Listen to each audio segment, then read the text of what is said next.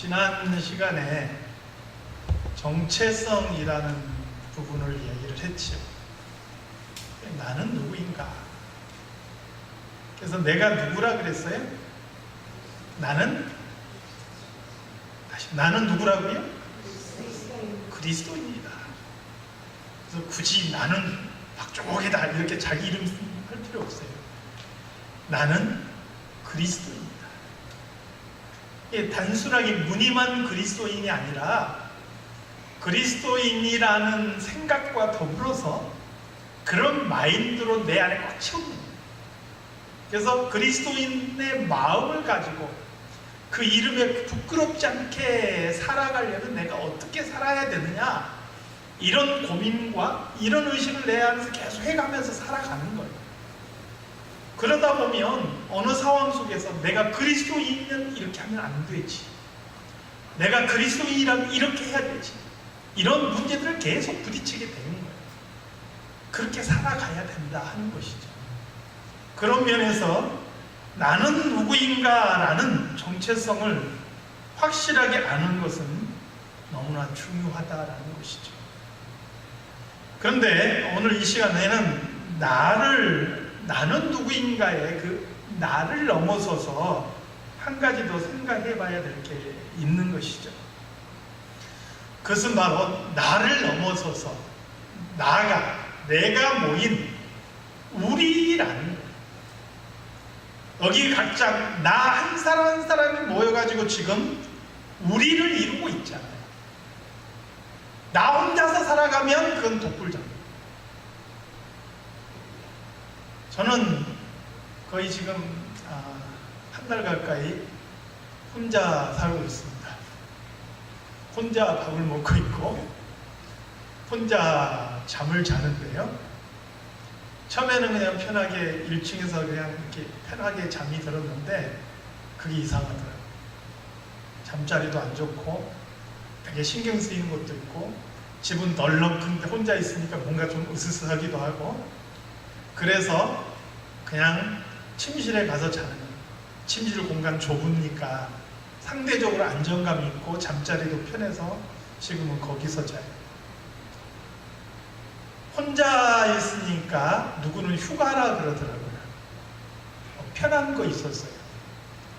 근데 한 주도 못 가요. 혼자니까 외롭더라고요. 혼자니까 외롭고요. 밥을 먹는데 저 정말 밥 잘 먹거든요. 지금도 끼니 잘 챙겨 먹는데 입맛이 없어요. 정말 잘 챙겨 먹거든요. 그런데 입맛이 없어요. 먹는 양이 반으로 줄었어요. 몸무게 지금 한 3kg 빠졌어요. 혼자니까 그렇게 되더라고요. 사람은요, 혼자 살아갈 수 있는 존재가 아니에요. 우리는 나를 넘어서 우리로 살아가는 게 바로 우리들이라는 거죠. 그래서 우리는 나는 누구인가 뿐만 아니라 우리는 누구인가 라는 부분을 반드시 생각해야 된다는 거죠.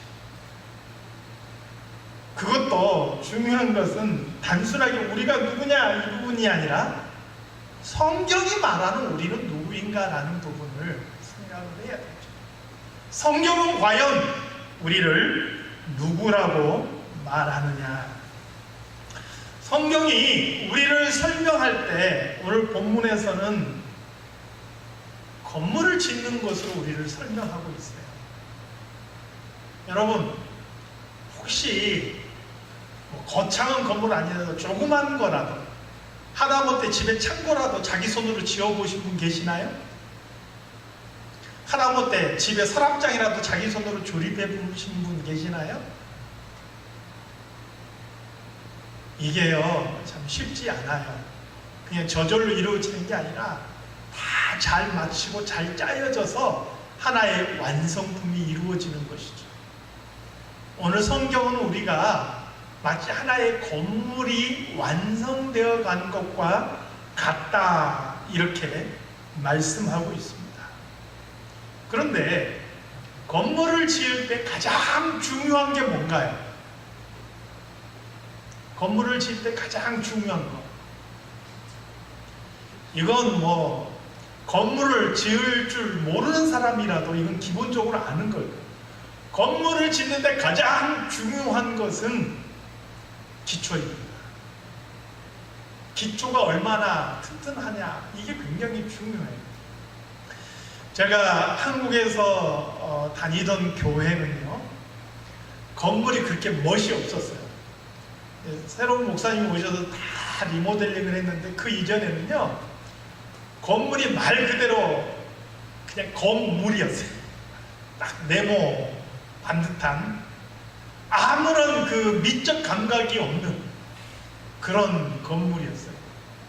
그럼에도 불구하고 그 건물을 건축을 했던 당시의 원로 목사님은 저에게도 그 이야기를 한번 하시더라고요. 내가 한 가지 자신 있는 것은 우리 예배당은 탱크가 지나가도 까딱 없을 게야. 이북 분이시거든요. 탱크가 지나가도 까딱 없을 게야. 그렇게 자신을 하시더라고요. 왜 그런가? 그분이 하시는 얘기가 뭐냐면, 건물 기초 그 콘크리트 붓는 공사를 할 때 본인이 직접 철근 막대 가지고 쑤셔 넣으면서 하나하나 다 살피십니다. 어디 하나 부족함이 없도록 그렇게 차곡차곡 건물 기초가 놓이도록 그냥 한순간도 눈 떼지 않고 돌아다니면서 직접 다져 놓으면서 그 일을 하셨다는 거예요. 그래서 탱크가 지나가도 까딱 없을 거라, 그것을 자신하시더라고요.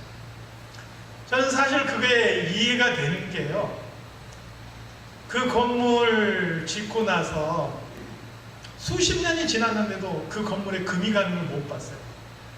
그 옆에 새로 진 건물이 몇 년 안 돼서 금 갔어도 그 건물 금 가는 걸 제가 못 봤어요. 멋은 없는데 요즘 애들 표현대로 하면 더럽게 튼튼해요.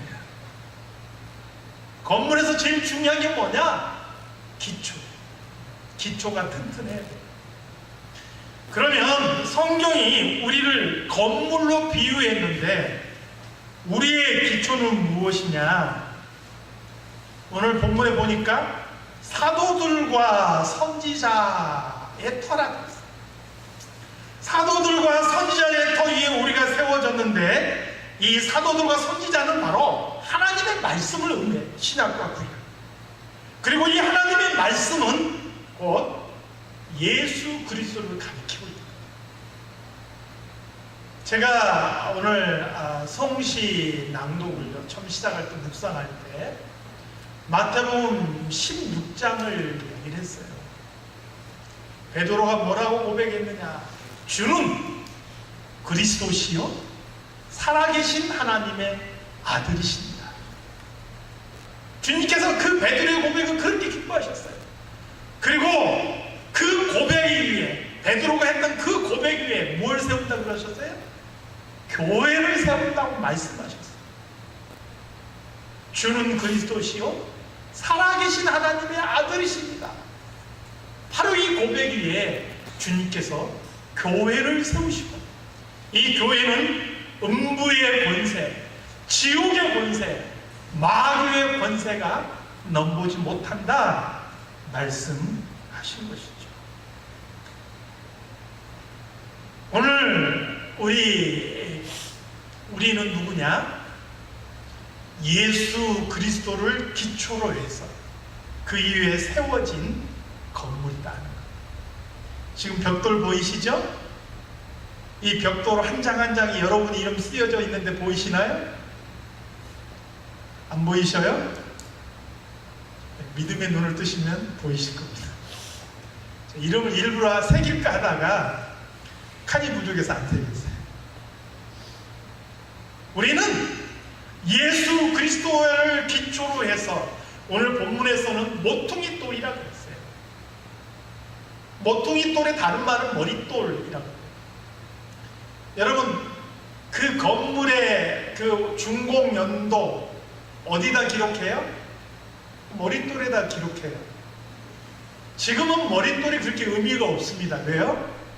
그냥 대리석에 새겨서 갖다 딱 붙이잖아요.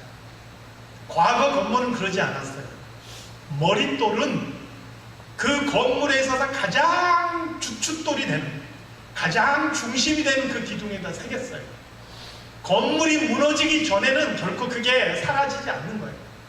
그래서 건물을 버티고 건물의 벽과 벽을 연결하는 가장 중심이 되는 그 기둥, 그게 바로 모퉁이 돌인 거예요.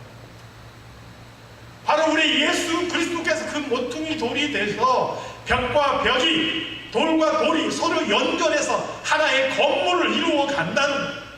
저와 여러분이 전에는 알지 못했어요. 우리가 서로 예전에 뭐 알고 지낼 이유가 없잖아요. 전에 멀리 있던 우리들을 예수 그리스도께서 부르시고 하나님의 자녀 삼아주시고 그 이름으로 우리를 하나 되게 하셨다. 그래서 오늘 설명드린 예수 그리스도를 기초로 해서 그 위에 건물로 완성되어져 가는 우리를 한마디로 설명하면 뭐냐? 교회라는 거예요. 저와 여러분은 교회인 거지. 실제 이 건물이 교회가, 이 건물은 교회가 모이는 장소라고 해서 뭐라 그래요? 교회당 또는 예배드리는 장소, 그래서 예배당 이렇게 이야기를 하는 거예요. 교회는 건물의 의미가 아니고 바로 예수 그리스도를 중심으로 해서 그 이름 앞에 모여 하나님 앞에 예배하는 저와 여러분이 바로 교회인 줄로 믿습니다. 정리를 한번 해볼까요? 나는 누구입니까? 크게 이야기합니다. 나는 누구입니까? 우리는 누구입니까? 교회. 나는 그리스도인이고요. 예수 그리스도께서 그 이름으로 불러 모으신 우리는 바로 교회라는 것이죠. 그 교회의 가장 기초는 누구라고요? 예수 그리스도.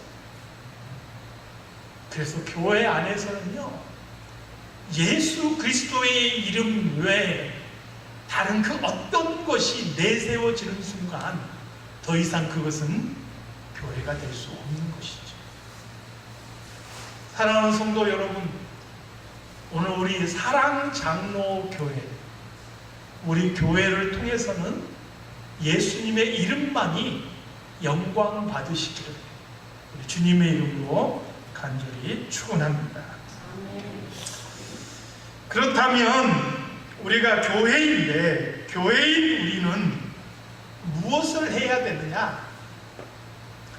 이것은 교리적인 부분이기도 한데요, 기본적으로 우리가 이 부분은 우리가 알아야 될 것 같아서 제가 짤막짤막하게 교회인 우리는 무엇을 해야 되는지 세 가지를 설명을 하도록 하겠습니다.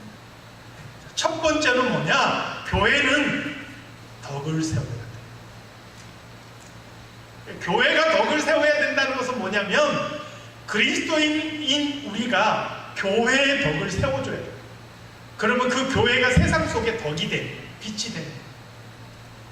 고린도전서 14장 12절 말씀 우리 앞을 보면서 함께 같이 읽겠습니다. 시작. 그러므로 너희도 영적인 것을 사모하는 자인즉 교회의 덕을 세우기 위하여 그것이 풍성하기를 구하라. 아멘. 고린도전서 12장, 13장, 14장은 은사에 대해서 이야기하고 있습니다. 고린도전서 12장을 보통 은사장이라 이야기하고 13장 사랑은 언제나 오래참에서 사랑장이라 그러죠. 그런데 그 사랑장조차도 은사를 이야기하면서 나온 한 부분인 거예요.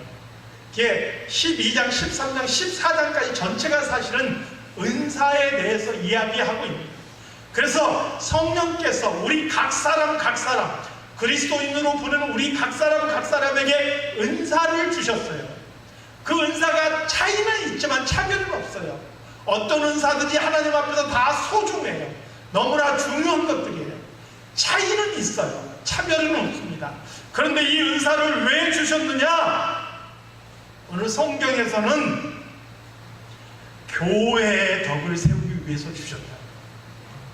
내게 주신 그 은사들을 통해서, 내가 섬기는 자이면 섬기는 통해서, 내가 가르치는 자이면 가르치는 것을 통해서, 내가 봉사하는 자면 봉사하는 것을 통해서, 내가 다스리는 자이면 다스리는 것을 통해서, 나에게 주신 그 은사들을 통해서 교회의 덕을 세우라는 거예요. 그리고 그 교회는 세상 속에 덕을 세워나가는 것이죠. 여러분, 세상 속에서 덕을 세우지 못한 교회의 덕을 세우지 못하는 그리스도인, 진짜 되기가 아닌 거예요. 우리가 진짜 그리스도인이라면 예수 그리스도께서 친히 피 흘려서 세우신 교회의 덕을 세우는 거예요. 그리고 그 교회는 세상 속에 예수 그리스도의 이름을 전파하고 그 덕을 세워나가는 거예요. 얼마 전에 우리 장로님 이사하셨죠? 이사하시면서 집 사고 그대로 이사에 들어가지 않으셨을 거예요. 적어도 내 마음에 맞게 깨끗이 정리하고 청소하고 바꾸고 그렇게 해서 예쁘게 갖고 와서 그렇게 이사하셨고, 또 온 교인들을 불러서 함께 이사 감사 예배 드렸잖아요. 여러분, 교회가 있는데 그 교회를 그대로 내버려두는 그리스도인들이 있어서는 안 되는 거예요. 교회가 있을 때 아까 건물로 비유했죠. 건물을 아름답게 갖고 나가듯이 교회를 아름답게 갖고 나가는 것이 바로 우리 그리스도인들의 책임인 것이고, 이게 바로 교회의 덕을 세우는 것이고요. 그렇게 그리스도인들이 교회의 덕을 세워나갈 때 교회는 세상 속의 덕을 세운다. 기억하시기 바랍니다. 교회의 덕을 세워나가는 그런 그리스도인들이 되시기를 바랍니다. 그리고 그런 우리 교회를 통해서 이 땅 위에 하나님의 영광이 드러날 수 있게 간절히 소망합니다. 둘째로 교회는 무엇을 해야 될까요? 교회는 하나님을 예배해야 하는 것이죠. 이것은 구약이나 신약이나 아주 본질적인 부분입니다. 이사야 43장 21절 말씀 함께 같이 읽어볼까요? 시작. 이 백성은 내가 나를 위하여 지었나니 나를 찬송하게 하려 합니다. 왜 하나님께서 우리를 부르셨느냐? 하나님께서 부르신 자들을 통하여서 하나님의 이름을 찬양하는 것을 기뻐하십니다. 하나님은 우리가 모여 하나님을 예배하는 것을 기뻐하시는 하나님이신 줄 믿습니다. 여러분, 정말 저는 제가 예전에 한국에서 다니던 교회에서 한 목사님 그 설교를요, 제가 너무 지겹도록 들어서 여기 와서도 제가 한두 번 말씀을 드린 적이 있는데요. 그분 딱 설교 본문만 잡으면 제가 그 설교 내용 처음부터 끝까지 그냥 따라서 할 수 있을 정도로 못이 박히도록 들은 설교가 있어요. 그게 뭐냐면 예배 성공자가 인생 성공한다. 예배 성공, 인생 성공이다. 그걸 귀에 못이 박히도록 이야기하신 분이 계십니다. 근데 왜 그분이 그렇게 이야기를 하시냐? 단순해요. 예배라는 것은요, 우리가 하나님께 영광을 돌리는 것뿐만이 아니고요, 그 예배를 통해서 하나님과 우리가 만나게 되고 하나님과 우리와의 관계가 새로워지는 거예요. 하나님과 우리의 관계가 새로워짐을 통해서 우리의 삶이 달라지게 됩니다.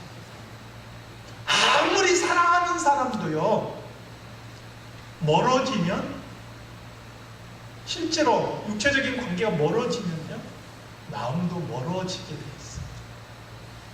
여러분, 죄송한데 혹시 부부 사이에 불편하다고 여러 가지 이유로 해서 각방 쓰신 분들 계시잖아요. 불편해도 웬만하면 한 침대 쓰세요. 싸워도요, 등지고 잘지라도 한 입을 덮고 주무세요. 정말 필요해요. 저는 여러 가지 이유 때문에 각방 쓰고, 그게 이제 나중에요, 같이 자려고 그러면 불편하고 힘들어서 그렇게 잘 안 돼요. 그런데 부부 관계에서요, 다른 방 따로 편하다고 다른 각방 써가지고 그 관계가 절대 새로워지기 어렵습니다. 여러분, 한국에서 기러기 아빠들이 왜 우울증 걸고 왜 자살한지 제가 요즘에 이해해요. 왜요? 떨어져 있어요. 몇 년을 떨어져 있다가 가끔 휴가를 갔다서 가족을 찾아가는데, 가서 보니까 자기 가족들은 다 하나인데 자기만 겉돌고 있는 거예요. 오랜만에 가서 봤는데 아이들도 서먹하고 아내도 서먹하고 가족들도 자기 아내를 서먹하게 대하는 거예요. 그러니까 겉돌다가 돌아오면은 이게 우울증이에요. 그래서요, 가족들은 그렇게 떨어져 있으면 안 되는 거예요. 어려움이 있어도, 고난이 있어도요, 가족들은 함께 그것을 이겨나가야지, 떨어져 있으면 그때부터 남보다 못해요. 여러분, 우리가 하나님을 예배하는 것을 제대로 하지 않으면요, 하나님과의 관계가 멀어지게 돼 있어요. 저는 이곳에서 살아가면서 성도들의 개개인의 상황 형편들 때문에 참 그런 부분들을 이해하지만, 여러분, 주일날 예배 드리는 거 한 번씩 두 번씩 빠져보세요. 신앙에 있어서도 반드시 그만하고 구멍이 나게 돼 있습니다. 내가 하나님을 제대로 예배하지 못하면서 내 믿음이 자라고 내가 그리스도인으로서, 교회로서 온전히 설 수 있다고요? 있을 수 없는 얘기입니다. 사랑하는 성도 여러분, 예배에 성공하는 성도들이 되시기를 주님의 이름으로 축원합니다. 세 번째로, 교회는 무엇을 해야 되느냐? 전도해야 되는 거예요. 교리적으로 참된 교회가 바로 이런 교회인 거죠. 덕을 세우고, 그리고 예배하고, 전도하고. 디모데후서 4장 2절 말씀 함께 같이 읽어볼까요? 시작. 너는 말씀을 전파하라. 때를 얻든지 못 얻든지 항상 힘쓰라. 범사에 오래 참음과 가르침으로 경책하며 경계하며 권하라. 디모데후서는 사도 바울의 마지막 서신입니다. 이 서신을 쓰고 나서 얼마 있지 않아서 형장에 있어도 순교의 잔을 마시죠. 그러니까 이것은 사도 바울의 유언이에요. 누구에게 남긴 유언이에요? 그의 영적 아들인 디모데에게 남긴 유언이에요. 뭐라고 남겼어요? 말씀을 전파하라. 때를 얻든지 못 얻든지 항상 힘쓰라. 그렇게 권면하고 있어요. 교회가 전도하지 않으면 교회는 반드시 망하게 되어 있습니다. 여러분, 한국의 출산율이요 1.2%인가 그 정도 될 거예요. 두 사람이 결혼을 했는데 남긴 결과가 몇 명이에요? 한 명. 이대로 한 세대가 지나면 한국이 어떻게 돼요? 망하는 거예요. 여러 가지 이유를 들어서 애를 안 낳는데 그건 나라가 망하는 정도예요. 노인 인구는 많은데 젊은 세대를 갈수록 줄어들고, 그러면 결국 나라 망하는 거예요. 경제 무너지고. 교회도 마찬가지입니다. 여러분, 자녀들을 많이 낳아서 믿음으로 양육하든지 아니면 열심히 전도하든지 이거 힘써야 되는 거예요. 그래야만이 교회는 힘있게 설 수 있는 거예요. 우리는 이제 후반기 때 이 전도에 힘쓰고자 합니다. 우리 교회가 살 길이기 때문이에요. 그래서 교회와 당회가 저와 당회가 이 일을 책임지고 앞장서서 우리 한번 해봅시다 라고 구호를 외치면서 나갈 때 우리가 마음을 모아서 새로운 열매를 맺는데 함께 힘을 보태주시기를 바랍니다. 교회는요, 때를 얻든지 못 얻든지 전도에 힘써야 하는 것이죠. 교회가 무엇인가? 교회는 무엇을 해야 되는가? 세 가지 이야기했죠. 첫 번째가 뭐예요? 덕을 세워야 합니다. 두 번째는요, 하나님을 예배해야 합니다. 세 번째는요, 전도해야 되는 것이죠. 제가 한 가지 이야기를 하고 말씀을 마무리하고자 합니다. We were soldiers. 멜 깁슨 주연 영화입니다. 멜 깁슨이 누구인지 모르시는 분들 계시나요? 패션 오브 크라이스트의 제작자이기도 하고요. 허리우드의 아주 유명한 배우이지요. 저도 참 감동 깊게 봤던 영화예요. 취향에 따라서 전쟁 영화이기 때문에 싫어하시는 분도 계실 테고, 또 미국 애국주의를 강조하는 영화라고 비판하는 분도 계시더라고요. 근데 저는 굉장히 감동 깊게 봤던 영화 중에 하나예요. 월남전이 배경이고요. 원래 월남전은 프랑스와 베트남 사이에 일어난 전쟁이었고요. 프랑스가 감당하지 못하고 철수하고 그 자리를 대신 들어간 게 미국이었죠. 미국이 들어가서 약 10년 동안 전쟁이 진행이 되게 됩니다. 이 영화는 미국이 개입한 바로 초창기를 배경으로 한 실화예요. 이 주인공 멜 깁슨은 바로 할 무어라는 그 대대장인데 중령입니다. 할 무어 중령의 역할을 이 멜 깁슨이 했죠. 배경은 뭐냐면 초창기이기 때문에 한 가지 작전을 시험하는 건데, 이 베트남 그 지역이 워낙에 험하잖아요. 정글이잖아요. 그래서 어떤 계획을 세웠냐면 헬기를 타고 군인들을 어떤 고지에 그냥 갔다가 내리는 거예요. 그래서 그 고지를 딱 점령하고 그것을 장악한 그런 전술을 시험할 필요가 있었어요. 그리고 그 책임을 누구에게 맡겼느냐? 할 무어 중령에게 맡겼어요. 그러니까 중간 과정 없이 딱 갔다가 내려놓으면 거기서 그냥 방어진지 구축하면서 이 베트공들을 막아내는 거예요. 실험적인 작전인데요. 할 무어 중령이 72시간 동안 그 베트공 가장 그 정예 부대, 그것도 5배가 넘는 정예 부대가 있는 깊은 산악지대에 침투해서 72시간을 버티는 그런 작전이 배경인 그런 영화입니다. 굳이 이 영화를 보실 필요는 없고요. 제가 이 영화를 소개하는 것은 그 출전하기 전에 이 할 무어 중령이 군사들에게 남겼던 그 연설들이 되게 감동 깊기 때문이에요.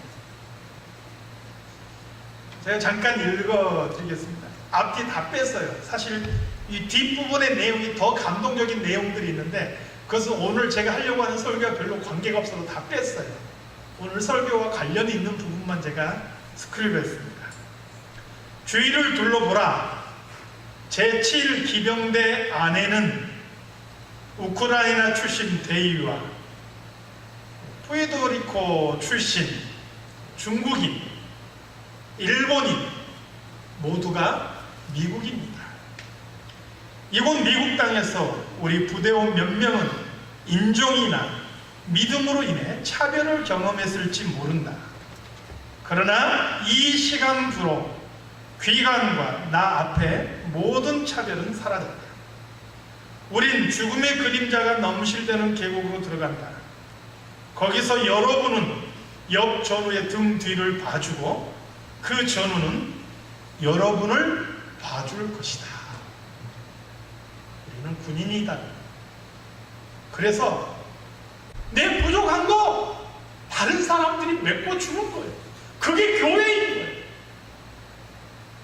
오늘 성경에서도 우리에게 그것을 이야기해 주는데요. 제가 오늘 본문 앞부분까지 해서 제가 좀 또 스크립을 했어요. 읽어드릴게요. 이제는 전에 멀리 있던 너희가 그리스도 예수 안에서 그리스도의 피로 가까워졌느니라. 그로 말미암아 우리 둘이 한 성령 안에서 아버지께 나아감을 얻게 하려 하십니다. 그러므로 이제부터 너희는 외인도 아니요, 여기서 외인의 정확한 의미는 외국인이에요. 외인도 아니요, 나그네도 아니요. 나그네는 뭐예요? 잠깐 지나가는 사람이죠. 오직 성도들과 동일한 시민이요, 하나님의 원속이라, 가족이라는 거죠. 너희도 그리스도 예수 안에서 함께 지어져 가느니라. 그 누구도 완성된 사람이 없고요, 그 어떤 교회도 완성된 교회가 없어요. 다만 우리가 예수 그리스도 안에서 지금 함께 완성된 성도를 향하여서 나아가고 있고 완성된 교회를 향하여서 나아가고 있는 거예요. 그 안에서 우리는 한 가족이란 말이에요. 비난하고 정죄하고 다투고 미워하고 할 그런 대상이 아니라 서로 채워주고 서로 사랑하고 서로 아껴주어야 될 한 가족이, 그게 바로 교회다. 성경은 말씀하고 있습니다. 사랑하는 성도 여러분, 나는 누구입니까? 사랑하는 성도 여러분, 우리는 누구입니까? 잊지 말고 기억하시기 바랍니다. 하나님 아버지, 오늘도 말씀을 통해서 내가 누구이고 우리가 누구인지 살펴보았습니다. 하나님, 결코 잊지 않고 기억하시고 이 마음을 가지고 우리의 삶을 살아갈 수 있게 도와주시옵소서. 거룩하신 예수 그리스도 이름으로 기도드리옵나이다. 찬송가 210장 하시면서 우리 하나님 앞에 예물 드리겠습니다.